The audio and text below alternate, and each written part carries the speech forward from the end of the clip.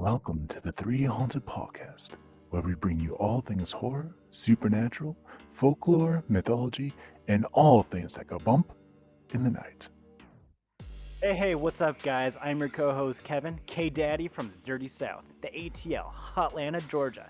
I'm a post-production master, filmmaker, and horror nerd. Hey guys, this is your co-host, Ashley, Gorilla Girl filmmaker, lunar goddess, and cinephile. And I'm your co-host, John Thomas, ghost hunter, super smartass, and film lover extraordinaire. What's up, ghouls, gals, and visitors from other realms? In today's podcast, we're going to be talking about ghost hunting. Can just anyone ghost hunt? What does it involve? Who exactly do you call? Grab your EVP recorders and laser grids, kids. Join us along with our special guest as we dive into the world of spiritual presences. But first, a word from our sponsor. Cinematic, captivating, terrifying, and intense. Trap 2021 will return live May 21st through the 23rd. New categories, new prizes, and still no entry fee. Visit trapfilmfestival.com for more information. Welcome back, everybody. Like Ashley said, we have a special guest with us tonight. Her name is Luana, and she is the leader from Colorado Shadow Investigations, or CSI. Welcome, Luana. Thank you. Yeah, welcome. Thank you for coming on to our podcast this evening. Of course. Thank you for inviting me. So good to see you. It's been years since we've all been together. I know. I missed you guys. Oh, yeah, I miss you too. I mean, I've seen you more recently than Kevin, but that's just, Kevin's in Georgia because, work. 1,600 miles. I think I met Kevin, was it 2010? It was 2010, 2011. Yeah, because we were working on a pilot together. And yeah, that's how we initially met and just kind of grew friendship from there and started working with each other outside of that. Yep. And then I joined the group, I think it was like 2012. And then ended up, of course, meeting Kevin through, the whole events that we were doing and stuff. But yeah, that's how we all three got together. Just for our listeners, what is your background with the paranormal investigating? Like, how far back does that go? So my paranormal experiences kind of started in my childhood. I was around 3 when we moved into the house that had a lot of activity. But the house I grew up in, we had some experiences and things happened in that house. And I was pretty young when some of the experiences started, but there were things like disembodied voices that happened that as a kid, I just really couldn't wrap my head around what was going on. And then later in my life, I started having other experiences. For example, like my grandfather, when he passed away, I was able to somehow tap in and see him. The moment he died, he came to me. And that's really what left me with a lot of questions and what led me down the path to start researching the paranormal. That's cool. I don't think I knew that. So did you grow up consistently experiencing things? Did they just naturally occur around you and that kind of kept your interest? Yeah, I think what happened is in our house, there were things like the piano one night started playing on its own. And my father, our bedrooms, my sister and I had downstairs bedrooms in the house. My parents were on the top level, but he thought there was an intruder in the house. And so he, searched the house, couldn't find anybody. There were experiences that my sister commonly reported to my parents that were happening to her in the middle of the night. And I always had this feeling that I was never alone. And, especially at nighttime, I just never wanted to be alone in my room. So those kinds of things were pretty consistent through my childhood. And I think that, as an adult, I feel like you have these abilities, like these psychic abilities. And sometimes I think that goes hand in hand with the paranormal. And so maybe that's what happened in our examples is that, things, we're just tuned into them a little bit more. I think the other interesting point that I like to tell people is as I became an adult, I still am friends with one of our neighbors that lived next door, and she actually had activity in her house. And so we talked about that as adults, that things were happening in her house as well. And I don't know if that was where our houses were built, like maybe the land that they were built on. I wonder if that connects to an earlier episode we did on ley lines. I wonder if there's a similar connection there. Well, my childhood house was actually built over coal mines. Oh, wow. And so I don't know if that has anything to do with the activity that my neighbor and, myself experienced. But that was something else I've kind of thought about as, I've gotten older, and maybe there was something to that. So, at what age would you say that you went from being kind of this recipient of activity to then deciding to take action and go investigate these activities? I think it was as I was living on my own with my first husband, and we had, our children. I think that the activity had heightened to the point of where I started tuning in to a friend of mine who had committed suicide. And I just knew he was around me somehow, like psychic abilities or something helped me understand that. But the activity started really increasing a lot. And at the time, my husband was not a believer. So I kind of was stuck between, I really feel like there's something there, but I'm also being told like, this is just your mind playing tricks on you. And so I kind of feel like that's where it started really nagging at me. And then a few years later, really, when after I had my son with my second husband, is really when I started saying I need to like start pursuing this avenue, because things just keep happening, and I really want to know more about what happens when you die, or maybe there's something else. And by that point in time, my grandfather had already came to me, and I just didn't know what to do with that experience. So, when you first decided to start researching paranormal activity and investigating it, what kind of information was available at that time? As far as like how to learn how to do it, or how to. Yeah, because I mean, nowadays, if a kid wanted to jump on Google and look up paranormal investigator, like they are going to get hundreds and hundreds of hits on local groups and local meetups and TV shows. And back when, a lot of us first started off researching this kind of stuff, we had to go to the library and look in books or Mhm. stuff like that. So, just Right. what did you find when you first started? Yeah. Yeah, so when I first started researching it, I was at least fortunate enough to have like shows on television already when I actively got involved with the paranormal team.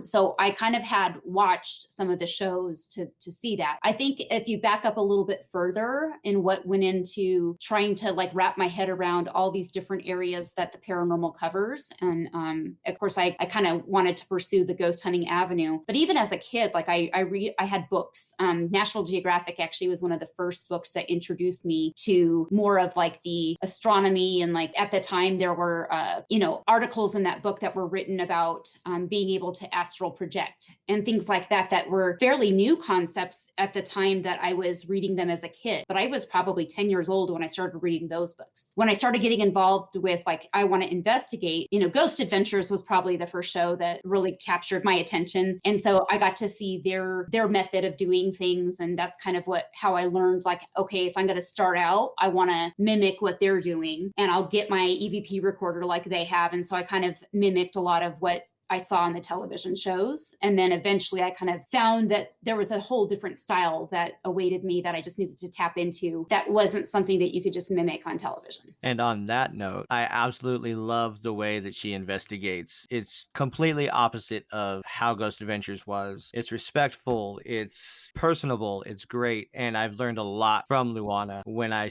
joined the team way back in 2012. Of like she said, there were the TV shows. Mine was Ghost Hunters or Paranormal State or any of those other ones. Those are the first ones that I ended up watching. And I didn't even think about the books, to be honest with you, or anything like that. I did try to do astral projection, but that was when I was into the whole witchcraft stuff and trying to do that, and never worked. Still work on that. But yeah, the way that she and her team investigated just taught me a lot about respecting the dead. Basically, you don't go in and try to pull a bunch of crap and just like disrespect everything. So I am thankful to Luana for that. Thank you, John. I think that it's really important that everybody brings something like in a paranormal team environment, for example, that you all bring some kind of a skill set. And I felt like it was really important to me. Energy was really big when I formed my group. And so feeling John out and feeling John's energy out, feeling Kevin's energy out was really important to me, because I wanted to, make sure that we upheld that respect for the departed, and that we didn't just make demands with whatever we were interacting with, that we were respectful. Because if it was my grandfather or my sister or my son, I would want that from whoever's coming into a location trying to connect with them. And so I just want to also say, like, I think that, that's a compliment to you guys as well, because you had the right energy that I was looking for when I formed that team. Thank you. Yeah, thank you. So before you formed your team, were you on any other teams? Like, was it a progression with you started on one team and eventually you formed your own? Yeah, actually, I started out with another paranormal group, and I'm very grateful in the experiences that I was able to have with that team. Even though I left almost like I have to start my own team, I mean, I think it was good that I started with another team to see how they did things. And really, that's what gave me the drive to open up CSI, because I quickly realized that there are certain people on different teams that don't share the same priorities when you're investigating, like reviewing your audio and making sure that you always like a lot of people love the ghost hunt. They love going into locations and experiencing whatever they get in the moment. But the hard work is actually listening to your audio. It takes time. It's sometimes painful because a 3-hour investigation on your audio review turns into 12 hours. And so a lot of people kind of get to the point where they don't really want to go back and do the work involved, and you weed out people that really aren't passionate about it, because it's like you can't hear these spirits all the time real time. And so you need to make sure that like you're actually going back and listening to what you get. Otherwise, why are you doing it? And so that's kind of, I think, what led me to opening up CSI, is that I was frustrated that, as I was participating on this other team, that it never seemed like people wanted to do the hard work involved. I think sometimes people are in a lot of things for the thrill of it. Like they want that thrill, that, adrenaline high. And then afterwards, that's it. That's what they want. And then they're on to the next, hunt or adventure or experience. Yeah. I think it's interesting to see how people with similar experiences going down different pathways, because for me, listening to your experiences, I feel like I have a lot of commonalities. I grew up very young, experiencing a lot of paranormal activity, and I didn't know as a kid, you don't know what that is. And so it's just like, wow, that was weird. What's that? And you try to explain it to an adult and they're like, stop it. It's almost like we're scaring the adults. And they're just like, it's just your imagination. So some of it definitely can be alarming, and similar to what you said, speaking to a neighbor, I know I had lived in a house when I was 10 that there was probably the most activity I'd ever experienced in a home. And after we had moved out, the house got sold. And a few years, I think years and years later, actually, they contacted my mom and asked if we had experienced anything weird. My mom's just like, what kind of weird? What are you talking about? And they explained what one of their children was experiencing, and it mirrored exactly what I had gone through. And my mom was just like, oh, I'm like, yeah, all my imagination, huh, Mom? And so even now as an adult, you experience things, but I never had the urge to investigate it. Like the guys know I will not go into an actual haunted house because I'm just like, nope, not for me. And maybe it's a fear thing. Maybe I just don't want to validate all of those things that I've explained away, right? You just learn to over logic away things so that it's not real. And and so then it's like, well, if I go validate that with some other people, then all of that probably was real, and I don't want to open that can of worms. So it is interesting to see how people can go through similar experiences, and then people like you, it's just like you didn't let it fear you and you're out there investigating it. And then you have someone like me who's like, no, I'm good, that's just, I'm fine where I'm at.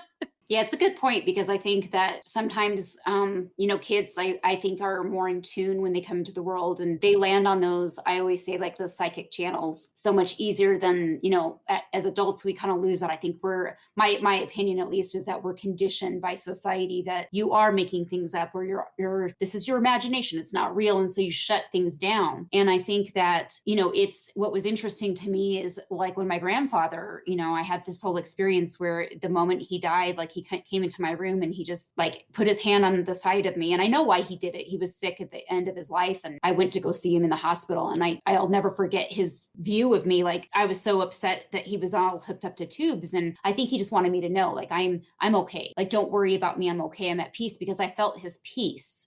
And he just like took his hand and like kind of, I could see this hand patting the side of me, but I was completely paralyzed. I couldn't move. And I just remember thinking, I don't know. I've never really tested my parents out. Like I've mentioned things to them through the years, but what are they going to think when I tell them this? Are they going to think I'm crazy? Are they going to put me in a mental institution? And that's one thing I'm very grateful for, is that my parents were always very supportive. And I just remember my mom and my dad telling me, Grandpa died about an hour ago. And I realized it was him. I didn't know at the time that it was him, but I realized this was my grandfather. And so so when I told them Grandpa came to me on his way out, they were like, it's okay. I think some people just can tap into that more than others. And so I don't know, it just makes, I think that that's important as a parent, like if you have kids, to make sure that they know, don't try to discredit sometimes what your kids say, because you never know too what kind of an impact that will have as on future experiences or whatever. But it happens all the time. People are like, it's your imagination. You're just seeing imaginary friends. Or That's kind of what I didn't understand growing up. It was very contradictory. Like I've explained to the guys, I grew up in a very supernatural type culture where, they're very into alternative healing and herbal healing and all of the old traditions of how you can like give the evil eye to people. And so they believe in a lot of things that would be considered metaphysical or supernatural. But when it came to paranormal activity, that's, I guess, where like the hard stop was, because like I had experiences in my grandmother's home and she would get very angry at me if I brought it up or was upset. And it was almost like too angry. Like, what are you afraid of that you're shutting me down? With my mom, she just never really believed in that world in general. So it was like she wasn't mean about it, but she was also like, okay, let's be logical. But there were a few instances growing up where things were too volatile around us that she couldn't deny it. I remember once we had lived in a home and I think I was probably 15 or 16 at the time. And there was a lot of activity that had happened in that house too. And at that point, I wasn't really afraid of it. I was just like, this is just life. Like it's either in my head and I'm crazy or it's out there and whatever. I wasn't really scared of it anymore. And I remember we were going to be moving. We had just found a different house. And I feel like we listen to our intuition a little better and our instinct when we're younger. So at that age, even though it seemed crazy to me, I was listening to my instincts and I kept telling my mom, hey, can I go stay with our aunt the last week that we were supposed to be moving out? I promised her I would pack all my boxes. They would be ready. Like, could I please go stay with her? And she's just like, what's wrong with you? And I kept telling her the house doesn't want me to leave. And of course, she was very, what? No, this has gone too far. And I'm like, Mom, it doesn't want me to leave. Please, it really doesn't want me to leave. And so my mom's like, no, you're going to stay here and you're going to face your fears. You're going to see that it's all in your head. And I'm just like, okay, Mom, something happens to me, it's on you. And she's just like, and I'm going to get you into a therapist. After we move, we're getting you into a therapist. And I'm just like, okay, whatever, Mom. And I was terrified. So every night, I swear I was not sleeping because I was just completely scared. And something in me kept telling me this house doesn't want me to leave. I'm not going to get out of this house. And I think a few days before we were supposed to move out, everybody was over. It was during the day. We had a bunch of family over. They were going to help us pack up more stuff and, pack up the kitchen. And so they're all in the kitchen, which is on the other side of my bathroom wall. And I get in the shower and I'm like, it's daytime. I'm safe. Everyone's here. I can hear them. And so I had a radio on the bathroom counter and it was playing music because I always like to play music when I would take a shower. So I get in the shower and as I'm in the shower, just this dread hits. The sense of dread just comes over me. And suddenly the shower goes ice cold. And everything in me says run. That's it. Like my gut is telling me run. Not like check the shower or whatever. Just run. So I open the shower curtain to get out. Water's still running. And as I go to step out, the radio flew from across the bathroom, from the counter, slams into the wall. And I'm like, okay, I'm getting back in the shower. So I stepped back into this ice cold shower and I'm just like, don't know what to do now. It's really cold, but I'm in shock. And I guess everybody had heard it. This loud family hears this radio slam into the wall because that's how loud it was. They all come running to the bathroom. My mom swings open the bathroom door. I'm naked. Everyone's there. And as soon as I see her, as she sees the radio shatter, against the wall, I jump out of the bathroom, out of like the shower, run past her and everyone else. I don't even care that I'm naked. And I'm like, I told you it wouldn't let me leave. And I run into my bedroom, slam the door, and I'm sitting on the bed with my blanket around me, just like, I don't even know what to do. And I'm just sitting there like, what do you do? And my mom walks in as she closes the door behind her and comes sits next to me. She's like, you can go stay with your Aunt Becky. You can go now. And we never talked about that again. None of my family will ever mention that incident again. Wow. It's like something you'd hear in a horror movie. The house doesn't want me to leave. Like, what the hell? Mm. I think what's interesting is, I've come to realize and appreciate like everything is energy. When you look in science, like everything is energy. And there were times like I personally would look around this house and I'm like, okay, we've grown out of like every square inch of this house or whatever. And, you start kind of forming these negative thoughts and feelings about your house. And then I've come to realize like, actually, this house is energy. I need to like communicate with my house. And I know it sounds really bizarre to people that don't really feel that way or maybe believe that. But the more that I think you can recognize everything has energy in it. And, if again, I totally believe like there might be something in the house or the house itself may really adore you and, not want the next person to come along. So I totally believe that. Like, you're staying here. Yeah. I mean, to your point about the house being energy, like, isn't that what feng shui is? Like, I know that's super simplifying it, but that could add to that energy of adding that positivity or adding that comfort to your area. Yeah, it's all about energy flow and making sure that you get the most of the energy flow through your house. And yeah. Similar to you, I really try to listen to my instinct more. Like, based on everything, I went through a transitional phase where I ignored any of those gifts that you mentioned that we kind of have. I tried to just suppress them and keep them down, and that wasn't working out for me. So it's like I try to just now listen to my instinct. I firmly believe instinct and intuition is just another muscle. It's like a metaphysical muscle. You don't use it, it atrophies and it stops working out for you. You use it really well, it can really benefit you. And so I try to listen to that and be in tune with the energies around me and not do anything extra, just be receptive to energy and also kind of try and do my part to put good energy out. When I move into homes, I notice there's always a way that I have to set up a room. And it's not necessarily like, well, the book says this or the window is here. It's just naturally, where does it feel good to set, especially with my bed. I'm very sensitive about where I put my bed in the room. I don't care where the windows are. I don't care where like doors and things are. It's just what feels right to me. And I've never paid attention to that because it's different every time. It's different in every room. Like, it's not, well, my bed always has to be across the door. It's just different in every room. It's funny you say that because I had the same conversation about a week and a half, 2 weeks ago. And I was trying to explain to my husband, like, I am really big on the way things feel. Like when you're sensitive to energy or you start honoring, I believe, your psychic abilities and your intuition and things like that. Like you said, it's like a muscle. And so when you become really sensitive to energy, it is all about how things feel. Like I was trying to tell somebody, it's like when I go to a restaurant and I go to sit down, I'm very particular about which way I face, where the light is. Do I have my back towards the door of people coming in? It's just, it has to feel right. And same thing, we were moving furniture around in the house. And for one whole night, I had like our dining table in a certain area, and I had this couch on another wall, and it just didn't feel right. So then the next day, my husband comes down and I've like changed everything all around and moved everything. And I was like, this feels better. And he was like, well, what was wrong with the original setup? I kind of like that. And I was like, it didn't feel right. Like it just doesn't feel right. So I have to move it until it feels right.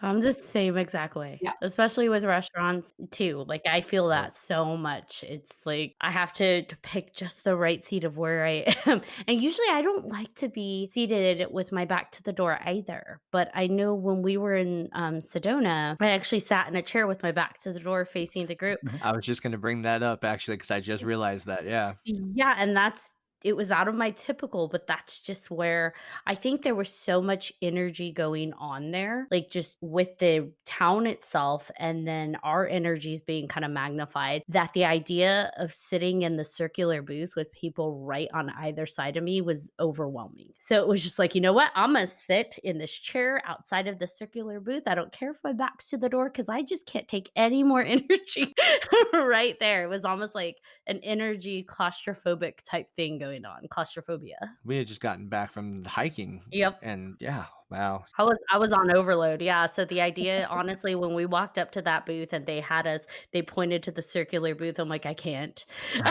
do that. It's a good thing the other two took the booth. And Kevin. I'm the same way, though. I can't sit with my back towards the door. What you guys were saying with the room thing too, like I told you guys, you and Kevin earlier, I just rearranged my room and I don't have a lot of room in my room, but I put my bed like lengthwise and I didn't think I was going to like it. I was like, no, this is going to screw up everything, but it actually feels right now. I'm like, all right, cool. This is cool. Like I dig it now. So I have a question for Luana.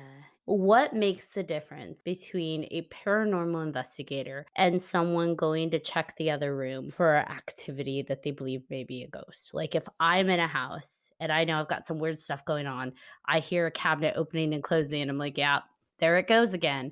And I go into that room to see what's the difference. What makes the difference between someone checking under the bed or in the closet and the person that's a paranormal investigator? I would have to say, like, usually if it's just somebody just checking and, looking into what might be in your next room, I think that the difference when you're an investigator is like you use different tools. So that's one of the things, like you are looking for ways of not just understanding, like, and being curious about it, but you're also looking for ways of recording it, of documenting it. And so some of that comes, I think, with the tools that you use. I know that like some people, might just get a recorder because they know that you can record things. I also think that, being a paranormal investigator, it's not just doing this one time being curious about something, but also I look at it as research. It really truly is going towards a bigger purpose of understanding the field and, like, what are we able to say about what happens when we die? It's a research. It's sometimes putting just that one investigation that you've done towards many, many more to be able to draw conclusions. And so I think that everything that I've tried to do in the paranormal field, it's using logic. It's making sure that you can debunk things in a systematic way. I think that, I love science. I don't think that our scientific community accepts what we come up with in the paranormal field because it's not repeatable in the exact same conditions. And there's scientific reasons why it's kind of thrown out, but you do your best as an investigator to scientifically try to document and try to understand, like, where do you think, what are things? Is this even spirit activity? You question things, I think, more at a deeper level when you're a true investigator, because I've even said, I don't know that what we've always encountered is truly spirits. There's a lot of people that are convinced that certain things are demons. And I'm like, okay, what's the difference then between a spirit and a demon? You tell me, is it the aggressiveness? Is it that they're angry? Because I've had angry, what I would say would be angry spirits that's not demonic. So I think that there's a lot of different questions that you have to ask in the purpose of research to get to your conclusions. And I can tell you right now, I've gone all over the board with what my beliefs are. In the paranormal, I started out like, I think this is what it is. And the more that I've been led down this path, the more research I do, the more I'm like, I don't know that there's one answer. I don't know that I can conclusively say this is what happens when you die. It's something that we had talked about that you just reminded me of with the energy conversation and like what is a spirit. One of the things that plays around in my head, just coming from a science perspective, and this is like borderline science. I'm applying all sorts of bastardizing things here, but we talked about like historical ghosts and how people discuss presences that eventually maybe over time the appearances dwindle down, like of that ghost or the manifestation or the presence becomes less and less and less common. We see that in popular spots like the Stanley Hotel in Colorado or other like the Blue Lady in California. Like people talk about how there used to be a lot of frequent presences and then it kind of slowly tapers down. And kind of something that jumped out at me in my mind as I play this around is we're all energy, right? Energy cannot be created or destroyed. That is a scientific fundamental thing. And in yoga, we have in the ancient yogic kind of foundation that our energy within our body houses our trauma and it houses our more resonating memories, so our samskara. And as my mind circles through all of these different things, all I can think about are stars. So we see stars millions and millions of light years away that no longer exist, but the light is still there because it took a while to get to us. So to us, we see the light and it's like that star is real. As kids, as adults, we're like, that star is out there. We can see it. When in reality, that star is long gone. It's no longer there. But the energy is still radiating out, right? It eventually will go away. We'll see that star flicker out. But that happened a long time ago. And so To me, that's kind of what I feel in some of what like theory we're theorizing here. That's kind of what I feel some spiritual presences are. As people, we are a lot of energy bundled into this little package, this little skim package. A lot of energy. We exude it, we receive it. It is just holy cow. And our brains are just crazy energy in itself, right? We give off so much heat. We are a lot of energy. So when we go, doesn't it make sense that we are similar to little stars, that we nova out and we radiate out this energy? And that energy may take a while to dissipate out because it's not destroyed. It's not just going to disappear, poof, gone. And within that energy, maybe that does carry echoes of us, our memories, our trauma, our whatever we've got built within that energy that we've been carrying our entire, life. And so when it first goes, that's a lot of energy that just went pow. And maybe it takes a while. So those are perhaps hundreds of years. We see stars millions of years it takes before it kind of disappears, that initial light. And that can take millions of years to finally show that it's gone. And that's kind of what I feel spirits might be. It's that echoing out of that energy burst. Now, that doesn't necessarily explain things like the piano playing or interacting with people, because that's not an echo, that's a live interaction. Mhm. So I'm not sure. Similar to your point, there are so many things out there we don't know, we can't explain. I know for me, when it comes to like demons and spirits, I feel like demons are something that were never human. It's just a different organism or life form that we call demon or demonic, but it was never human. I think ghosts were human based at some point. And then there's other things I think that exist. Spirits and sprites and all the fun things in between. Yeah, I definitely think that like what you talked about with, more of an imprint of energy is like what we call our residual energy. There's like trauma in a location and it's a recorded episode, if you will, and it sometimes fizzles out, I think, because it was like an imprint at that time, kind of like your analogy of the star kind of fizzling out eventually to the eye. Whereas, when you have this intelligence, and that's what I think is fascinating, is I've actually believe I've experienced more of the intelligence with my investigations than the residual. But I do know a lot of people, they're kind of like, I don't know, like I just see this apparition all the time. And it's like, okay, well, is the apparition, oh, we always see it in this hallway. Well, maybe that's residual. Does the apparition interact with you? So it's kind of like trying to determine what we would say is intelligence and get that documented. And then like with demonic activity, I cannot definitively say that I've ever experienced it. I think that a lot of people are like, okay, this is demonic activity because they get scratched. Well, how do you know that wasn't just a mean spirit that was upset that you were in its space? I mean, there's some real jerks in life, right? Like, I mean, there's a lot of real angry people. And when we pass and change forms, like I kind of feel like we're all energy, like you were saying, it can't be destroyed. So my belief is that we change forms when we die. So maybe when they change forms, they're still a jerk and they still don't like people or they don't want anyone in their space. So just because you get scratched or things like that, I don't know that I can definitively say like that's demonic activity. It's like, as paranormal investigators, I'd like to see a better job in the field of just really being open to, just because something scratches you doesn't mean it's demonic. Just because you get 3 scratches on your arm, could something have made 3 scratches? I don't know. Like, but just the moment that we start to say definitively it is this or it's that, then I think that we limit ourselves. And so my thoughts on activity and how we handle it in the paranormal. I remember early on when I first met you, you had said on our daily lives, some days we can have bad days, and why can't they? And I don't know why that's always kind of stuck with me, but it's like, yeah, why couldn't spirits have bad days?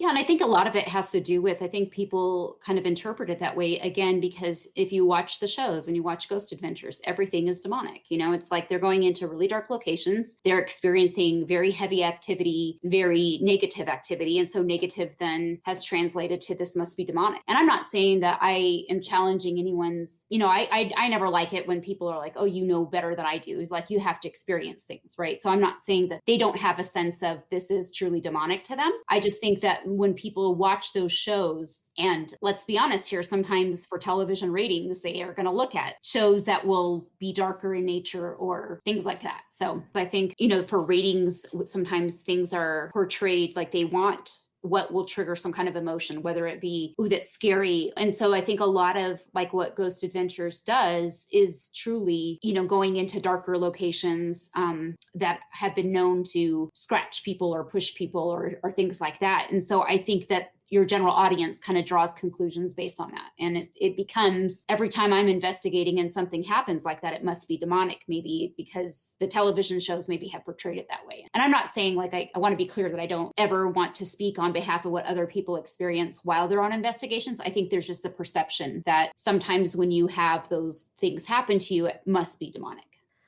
Luana, what is your most memorable paranormal investigative experience?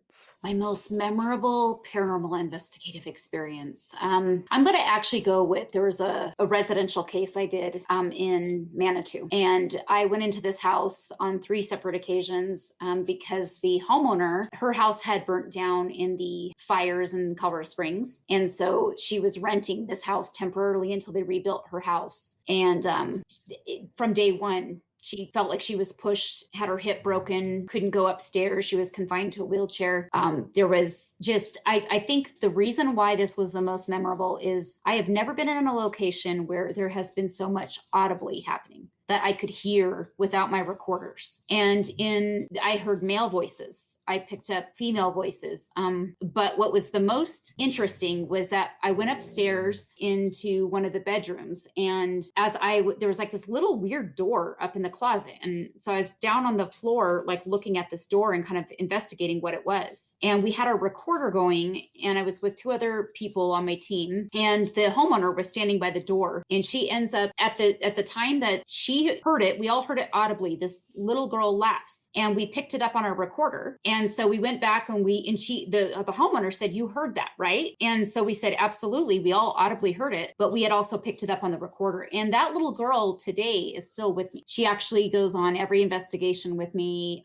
She used to only come through on some, but she's been coming through pretty much every investigation. In fact, I did one on October 1st, and she came through in that one. And so her name is Edith. And I think both John and Kevin remember Edith, but that was probably my most memorable investigation, just because I actually stayed the night there. I ended up going in several times because I was so fascinated, like, why this location? Why can I hear so much audibly in that house than some of these famous locations that we've been to that are known for their hauntings? Did you guys ever figure out? So I have some theories on why there was so much activity, but one of the theories I had is that it was next to a landfill. And I always wondered if, like, there were a lot of bodies or something that maybe had been dumped, and that's why they all came. This house was kind of like sitting on its own acreage. So you couldn't say it was like the neighbors that you were picking up on, because you didn't even see the neighbors from where this house sat. But it was very, very interesting. And actually, when she asked the homeowners about this activity that she was experiencing, like, they kind of denied it. The man that owned the house denied it and didn't want to admit that there was activity. And then she was at home one day, and his wife came and didn't want to even come in the house. And she said, finally had this conversation with the wife, and the wife said, "I don't like coming here." And she said, I don't ever want to stay here again. And so then this client of mine said, "Well, why don't you like it here?" And she's like, "My daughter and I had some experiences, and my husband really doesn't believe there's anything to that, but we just had these things happen and we don't want to be here anymore." And then they found out that there were previous paranormal investigators that had also investigated the house. So somebody must have had some, experiences, but I kind of chalked it up to maybe there was with the landfill, and, maybe that's what happened. Because even with Edith, I've tried to look up like missing persons records on her. I don't obviously have a last name, but I have her first name. And, I think she's around 3, maybe 4 years old. There was also this dark entity with her, this male that would always speak over her. And, I have a couple spirits that always are with me on investigation, Seth, Steve, and Edith. And I kind of had tapped into them to help Edith get to a better place. It sounds very bizarre, but it's really a cool story of all these beautiful spirits that like help me on investigations. So that one I think is probably my most memorable, just because of all the different things I interacted with when I was investigating there. I think I actually went with you one of the 3 times that you went down there, and we had all kinds of stuff happen. And I think Edith was still new coming through at that point. So we were still trying to figure everything out. I think you were with me on the first investigation. And then when we went back, we didn't realize that she was coming through until we did our audio, which was a couple weeks later. And then she came through at the melting pot.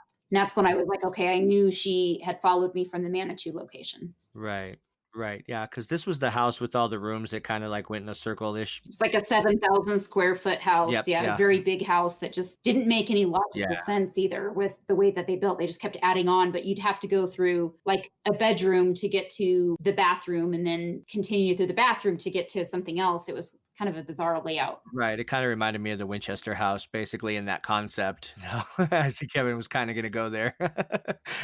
Just how you're describing it, because I didn't go to the Manitou with you guys, but just how you're describing it, sparked the Winchester house. So something you said actually kind of sparked a question for me. You've picked up these different spirits along the way and they kind of stay with you and go to investigations with you. Now, doesn't that ever concern you that these entities are able to connect to you without like your permission or knowledge and stay connected to you through time? And how do you know that those are harmless presences? So I think it all comes down to like your beliefs. Like my belief personally is that I'm protected by a lot of light. Like I don't ever feel like I've truly connected with demonic entities. I'm not saying they don't exist. I just haven't experienced them. But I do feel like, with these entities, I'm really big on intention and setting your intention. And with researching, that was kind of what I wanted, was to set the intention that spirits will show me what I need to see. And I feel like they came as a way to guide me. I really do feel like they've been guiding me. Like Seth and Steve are kind of like my guides now. And I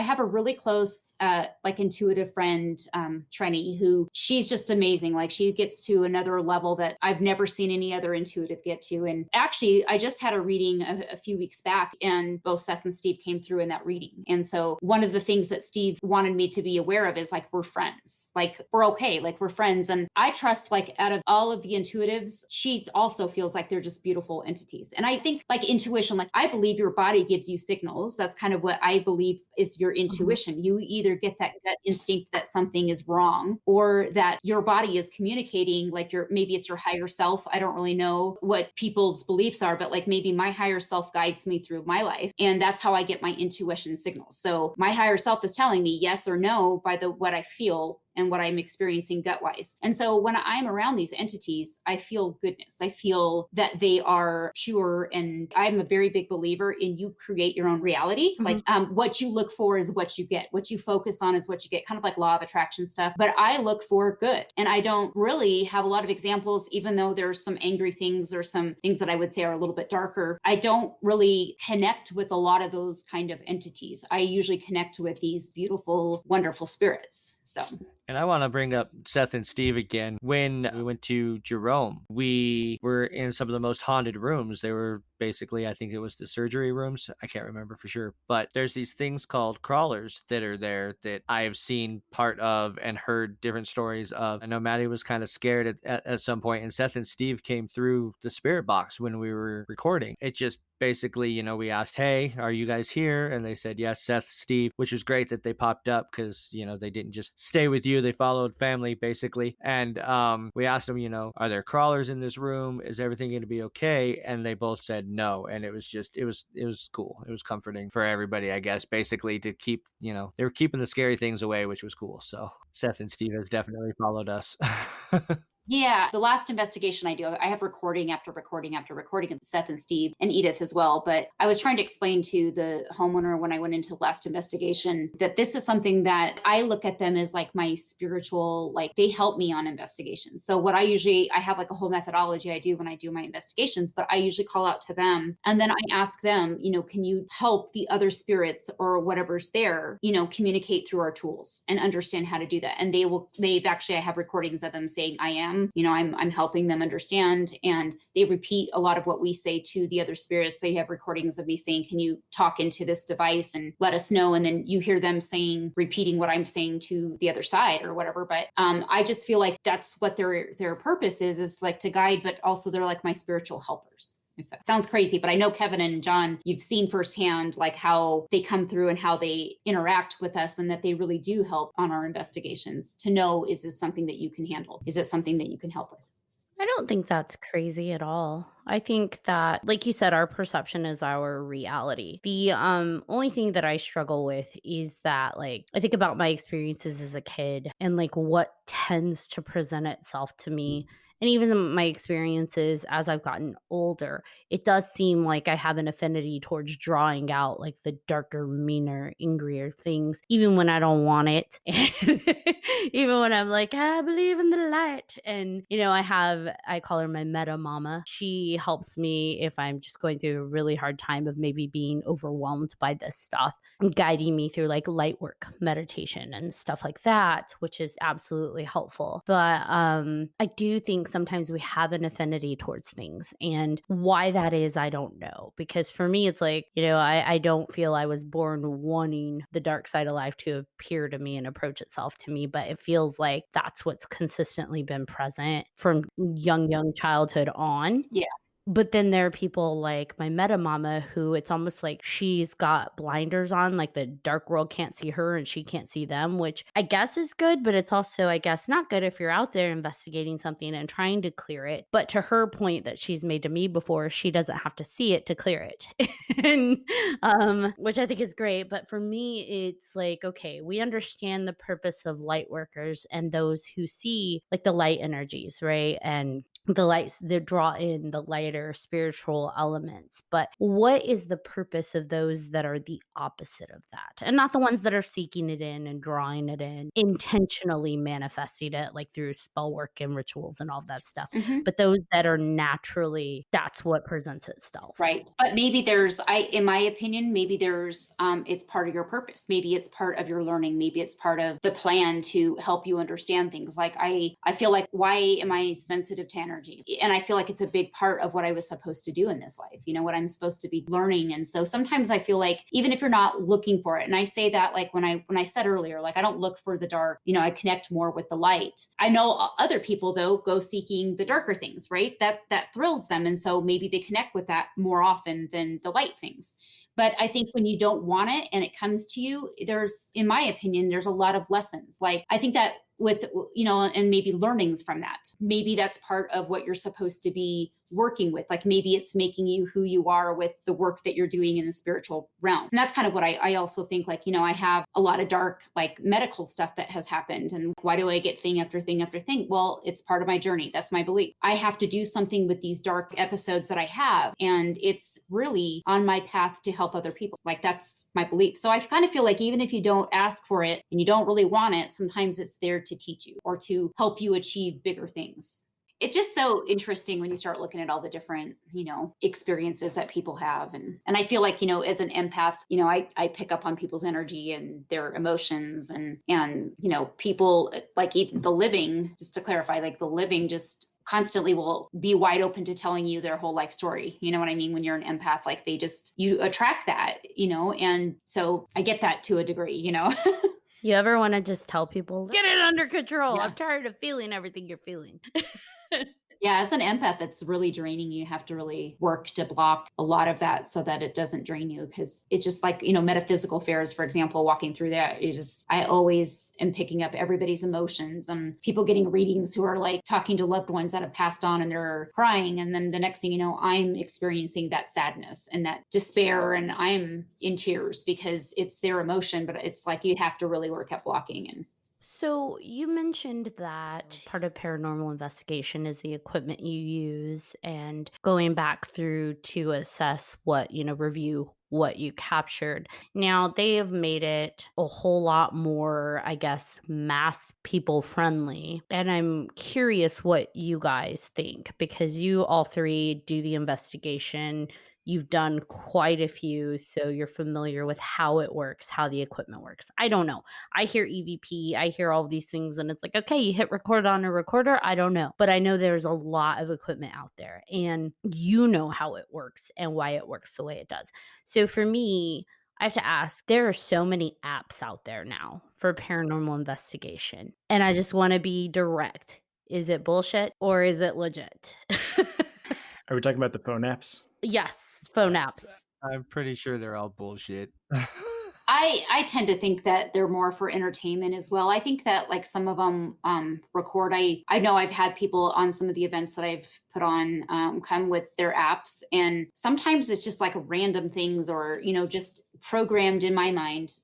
It feels like it's pre-programmed with paranormal terms, to die or whatever, and some of those things will just I don't know, like there's one that has like a little like dot or something, and it like is tracking where the entity is in the room or something. I don't Yeah, the Ghost radar. radar. Yeah. Radar. Yeah. I preferred like with my tools to know like what are the scientists that are actually designing like the EVP recorders that we're using and those kinds of things, so that I think it's more credible. But I'm not going to say 100% that they're entertainment. It just feels like that the apps are more entertainment. Yeah, because I know that like the EMF recorders, like are our phones even capable of doing that? And if they are, maybe those kind of apps are a little more legit. But to your point, you see some of them where it's like record ghost voices in the room you're in, and you hit record, and then suddenly, like you said, there's a pre-generated word that pops up, and it's like, okay, how legitimate was that? And it almost feels like one of those Facebook quizzes where you just hit play and it like randomly cycles through something.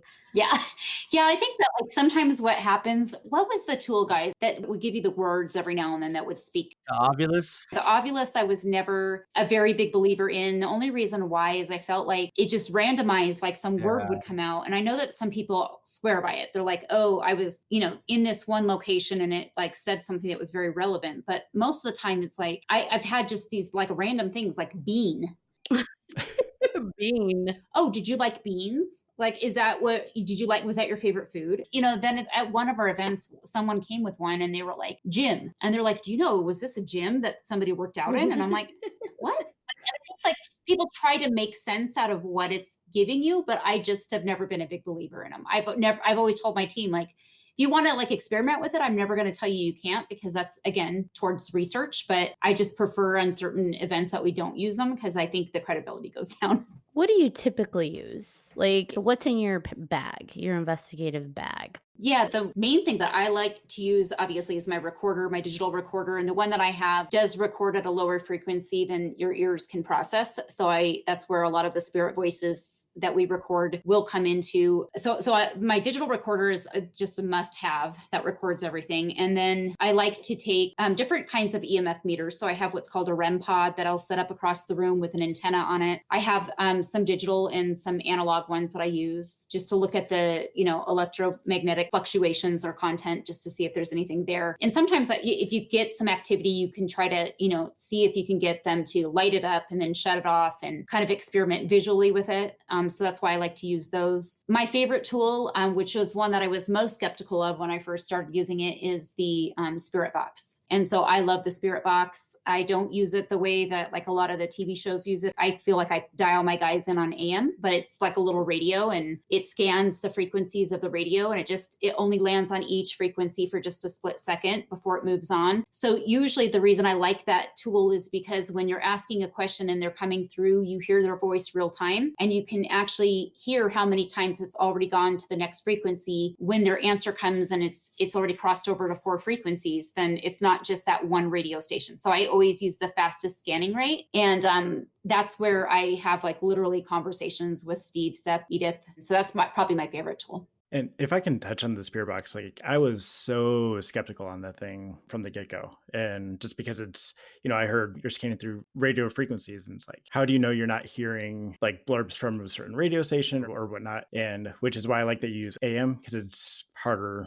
like the quality of the stations are a lot lower on those. But when I had taken a recording of the spirit box and pulling it into, say, Pro Tools and looking at the audio waveform and seeing how it's only on a specific frequency for like 20 milliseconds, so not even a full second, and being able to see these clear chunks of like frequency comes on, frequency goes off, frequency comes on, frequency goes off, and being able to see these chunks, and then all of a sudden having this waveform that spans over, a full second, 2 seconds, 3 seconds, it's amazing to actually see visually the waveform of whatever's coming through going over so many frequency changes. Now that sounds pretty hardcore proof that there's some kind of existence out there. Why, if that's able to be consistently done in a specific location, why isn't this more widespread knowledge of like something's out there? Whether it be proven by scientists or proven by, I don't know, on the news. Why isn't this something that's newsworthy? Because that sounds pretty consistently like you're eliminating a lot of potential causes for why it's not spiritual. So I'm curious why that isn't something that isn't more out there.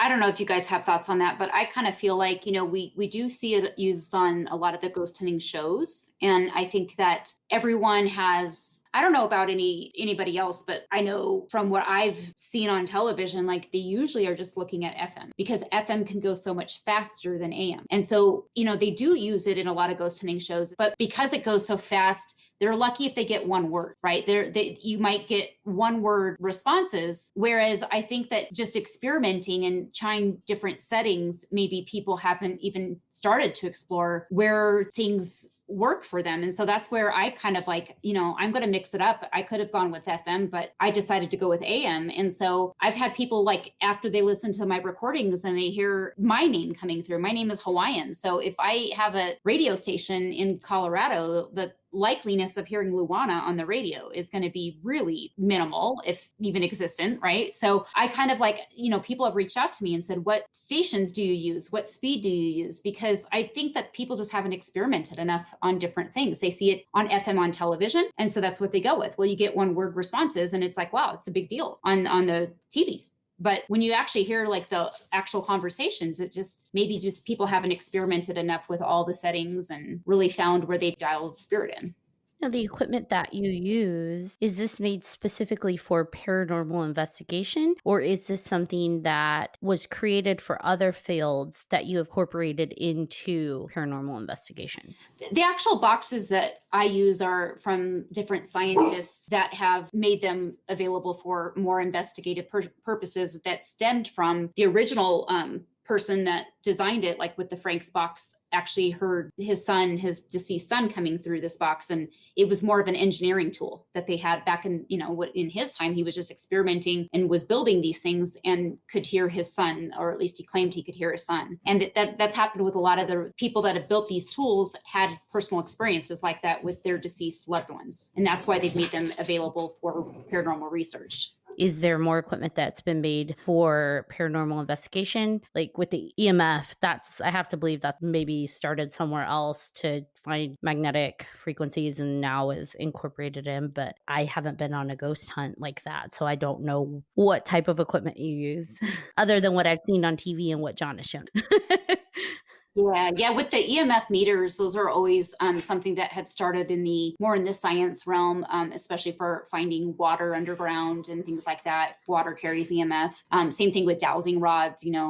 My team, I always love to experiment with those, even though in the scientific community that wouldn't be something that they would really admit as something that you could use for evidence. But I kind of liked using it just to, again, experiment with more of different kinds of tools where you have these digital EMF meters and you have then these kind of old school rods that you would use. The other thing I like that I feel, the cameras, but full spectrum is really where what can your eyes process with the light spectrum. What we see with the light spectrum is one thing with our eyes, but really where they're feeling apparitions can be captured on camera might actually be more of the full spectrum where it starts to get into UV and, the infrared spectrums. So that's kind of the other thing that I like to use. Where do you find a full spectrum camera? I'm curious because that sounds really cool. The full spectrum cameras are online. You can find them, really, actually, you can find them now on Amazon, probably. I actually used thermal imaging cameras. So like FLIR makes a camera, which again is used for other purposes, but you can see temperature with the thermal cameras. And so with the thermal imaging, the thought process with the theories of, if ghosts are made up of electromagnetic content or their temperatures are a lot lower than your body temperature, when you see an image that's walking across the room and you can see that the temperature is not what an actual human body temperature would register at. Maybe it's 30 degrees or whatever. Maybe then you can question what is that's walking through. So that's also thermal imaging tools that you can find that were designed for other purposes that we use as well. So now I know if I have a ghost who I'm going to call or if I think I have one. But in all seriousness, You said you were going to be bringing the CSI page up again. If someone does feel that they have a presence, is that something that you and your team would be open to investigating? Are you open to people reaching out to you, I guess is the better question.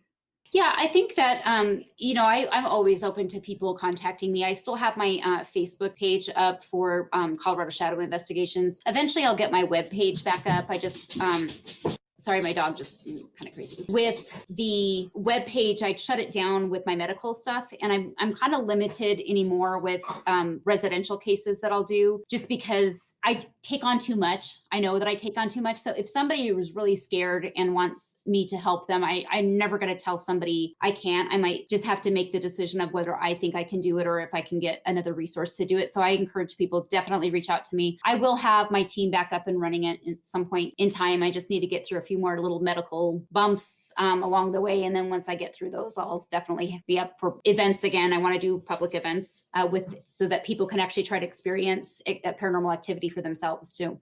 I know you mentioned events, and I know people can go do public ghost hunts. And I have like this foundational annoyance, I guess, where I'm kind of torn because if spirits are real and the ghost realm is real, and we're going into these entities, what they feel was their home, whether it's now a restaurant or someone else's home, what these entities felt was their home at that point in time. And especially in the public events, whether it be the Stanley Hotel or anywhere famous, and people go in to get their thrill of seeing or experiencing a ghost. Oftentimes we see in videos, whether it's YouTube or on TV, antagonization of these spirits to get them to reveal themselves, baiting them, talking poorly to them, mocking them, mimicking them. And I have a really visceral reaction to that. I think that's highly inappropriate and really disrespectful, especially if these things are real, right? Like if we knew that it was like one of those haunted houses during Halloween that people erect and pretend to be ghosts and scare people after they pay an admission fee, like, okay, fine, do what you want to. But when it comes to actual like potential other world, someone who passed on, or maybe they're not passed on, maybe it's just another entity that was never human. Either way, going in and antagonizing them to get them to reveal their present for the sake of a thrill is really just doesn't sit well with me. And so my question to you is, how does one conduct an investigation, whether it's through a public event or a private investigation, and still maintain respect for these entities? It's a really good question, and I'm glad you asked it, because I actually, in my public events, when we were doing a certain location, I would actually tell people, like, I'm very protective of these spirits. And like, I also have let the spirits know, like, I don't want you to feel ever like you are performing in a circus or, something of that nature. Like I know that the spirits that I interact with on a regular basis know that they never have to come through and perform if they don't want to. There are some things that come through because they love the interaction. They love being heard. They love having somebody notice them and ask them questions and become curious. And so what I usually like to do with events is set the tone in the very beginning. Like you're not to antagonize, you're not to make demands of these spirits. And if I see that you're doing that, like, I'm going to ask you to leave the event. Like, that's just who, these spirits are beautiful spirits. We don't want to make them feel like they have to perform. And so I feel like because I've set that intention, my spirits, some nights they might be more quiet than others. It's all on them. And if I don't get anything, I don't get anything. I'm okay with that. But I think that the spirits that do come through and interact with us on a regular basis love the interaction. And, we kind of laugh. And even Edith, like, she was not in a good place when she first started coming through in the events that we were doing. We were doing public events. And I asked Seth, could you help move her to a better place? And then eventually we got to the point where, she loves like coming through and interacting with us. And so it was like we would start singing songs. I think you guys probably remember we would say like row, row, row your, and then we'd see if she could answer it. And she would say boat, or twinkle, twinkle little, and then she'd say star. And so it was like the interaction, I think, that we give the spirits and the intention. I think it all has to do with what your intention is. If your intention is just to make demands I think that spirits are like, forget about it. It's a choice that they have too, whether they want to interact with us or not. But the ones ones that I think that we do draw through in our investigations are either lonely, they like the interaction, they know us very well, and they know that we are very protective of them. And I think that just the education, that's why I think they do come through for us, is that they, I think, like the way that we're educating others around and showing others, like, if you want to experience this for yourself, be kind to them, be nice to them, don't be mean to the spirits. And I just want to point out that the shows, while they're very entertaining and they do kind of help us find new locations to investigate, they don't show everything. They have to edit, just like we edit the podcast. They don't show the 3 or 4 hours sitting there being bored with no responses, no nothing. So of course you're going to get somebody who's irritated doing that, provoking, and, again, makes for good TV. And that just screws everything up for the actual people who are investigating, like Luana and, everybody else who's respectful. And Kevin, you were going to say something? I was, because you know me, I gotta get a weird bad joke in there somewhere. It's about time. The spirits that choose not to answer, are they ghosting you? Womp womp. Yep, there's the bad joke of the day. Dun dun dun. Sorry, I had to. Like, I had that one written out, but it took long enough, waiting to be for- honest with you. But yeah, of course he had it written out. I actually want to share a funny little thing about the spirit box that I was going to try to throw in there earlier. Oh, This has to do with Kevin. I remember. So we were at Cheeseman Park with Luana, the whole group. We were doing an investigation at Cheeseman Park. Kevin had to leave early. We were doing a spirit box session in a big circle asking questions. And Kevin's like, oh crap, I have to go. I have to go pick up my parents at the airport. And the spirit that came through, we asked, hey, are you mad that Kevin's leaving? And the spirit that came through said, fucking bitch. And it was just hilarious. Yeah. So Oh it was my one of my God. favorite things about the spirit box. Yeah, it was great. Now, being in Cheeseman Park, is it possible for someone nearby to run over your frequencies with a similar device, or with like a trucker radio, the CB, is it CB radios? Is it possible? That's a good question. I'm not sure. Yeah. I don't think the spirit box actually picks up that kind of interference. I do know the EMF meters will, for like walkie-talkies and things like that. You can get those to light up, like your REM pods, and your EMF meters will definitely respond to that, just like your phones. Like if you put a cell phone right next to the EMF meter, it's going to alarm it. We discovered that in Sedona. Yep. During the editing portion, people could easily like just edit their results in that kind of a tool. But I think it would be a lot harder to like do a layover in the actual tool. Yeah. Sorry, Kevin. I guess a Yeah. ghost thought you were a bitch. Yeah. I was trying to look for a reason here. I appreciate it, actually. I appreciate it. That's been eating at me for how many years? So let's say you have some newbie enthusiasts who want to go on a ghost hunting experience, or they want to start getting into this world. How does one find investigative groups to eventually potentially join? Is it a thing I can search for on Facebook or Google on the internet? How easy is it to find and join an investigative group? Google is your friend. Yeah, I was gonna say Google like has a lot of information out there. You would be able to put in like Paranormal Society, and you can actually find a listing of all the paranormal societies in like Colorado. And then you can reach out to each group, see if they have a website or a Facebook page or Instagram page or whatever it might be. And then it just is really up to each group to say, like, some people are limited on how many they'll accept. Some want to know like your history, if you have any, like, some are very position driven too. Like I always had my team, we all kind of did whatever we wanted. We had a technical setup. I was a lot of the tech. Kevin, you had a lot of tech experience. So, but there are teams that are only taking like a tech consultant or a camera consultant or something like that. So it's not like you can just necessarily have positions for an investigator or, whatever it might be. Well, we appreciate you coming onto the show. I feel like I have learned so much because I know nothing. Well, I only know what I've seen in movies, but I've learned so much, and I feel like I have much more respect for what it is paranormal investigators do. The guys know I had a lot of skepticism and a lot of agitation towards some of the methods used, and so just being able to talk to you has really helped me kind of become less of an asshole about it. I think it's a good point, because I get just as frustrated with teams that provoke and, are mean to and not respectful of like locations. Like like businesses that people have to go in and work, and you're stirring up the energy and maybe aggravating it, and so I definitely, I mean, there's so many locations that have just stopped allowing paranormal investigators to come in because of that kind of behavior. And so it's good to find teams that respect the spirits, that respect, truly are trying to like research and answer bigger questions. I always have appreciation for people like that. Do you feel you've gotten some of your questions you went into this looking for? Do you maybe feel you've gotten some of the answers to that? Or maybe has your purpose changed over time?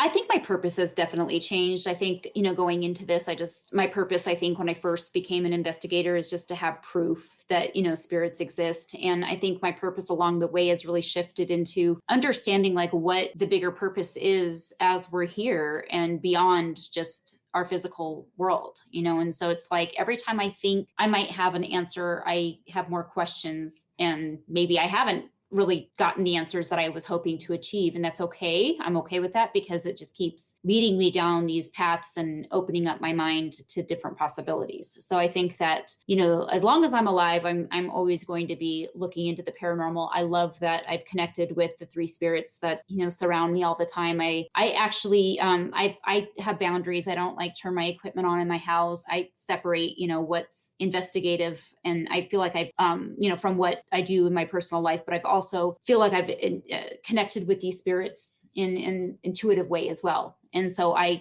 feel like I do talk to them in ways that I don't need my equipment for. And so that's another thing that is also, I don't think was my original intention when I went into investigating, is to open those doors. But it's all been this beautiful journey that I just absolutely love, and I wouldn't trade it for anything. So no matter how old I get, I'm just still going down this path, and that, Seth and Steve, they know they're free to move on if that's what there really is beyond the veil, but beyond the physical. But I love that they've been with me for so long. We're going on like 8-9 years now, maybe no longer than that, probably like 9 or 10 years with Seth.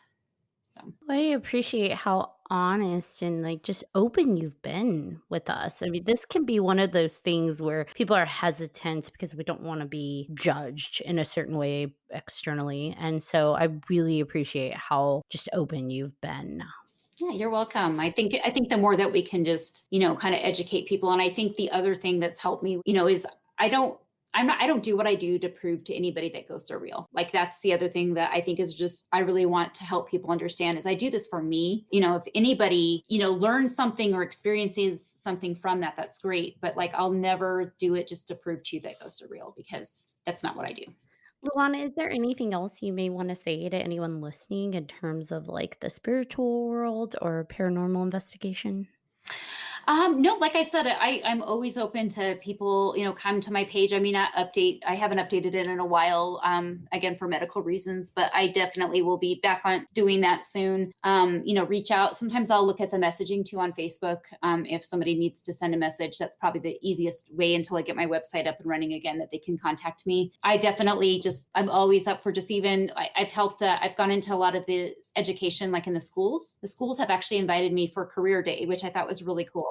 So I went in to the middle schools and the elementary schools, and I've worked with them to just educate them on what paranormal investigators do. So I kind of like to touch all these different areas, that it's not just about doing the investigations, but it's also about education too. So It sounds to me like you guys are doing a scientific process, even if the topic isn't necessarily what would be considered typical science. There is a scientific method to what you are doing. You are preparing yourselves, your research. You know how to use your equipment. You're using your equipment and like weeding out any factors, external factors that may be influencing your equipment and your results. And then you're following up on your results. So to me, I mean, that sounds like a scientific process. I would agree. Yeah. With a healthy amount of skepticism. Mm-hmm.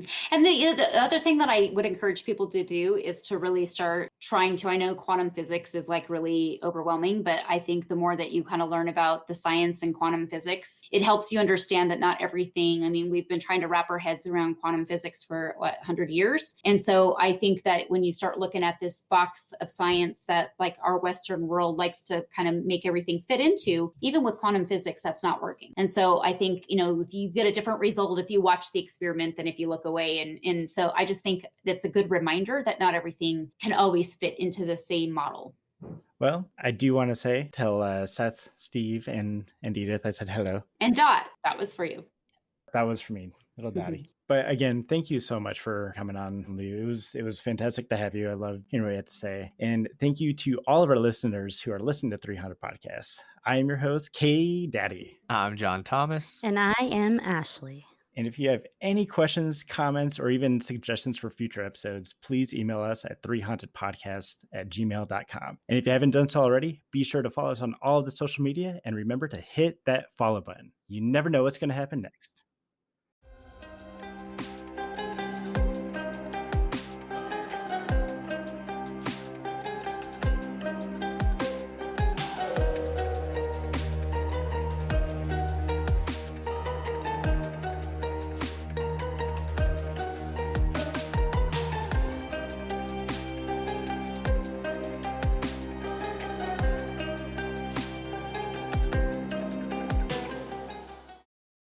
Are you looking for more awesome podcasts? Head on over to withoutyourhead.com for access to the Without Your Head podcast network, where you'll find a variety of podcasts sure to keep you entertained and coming back for more.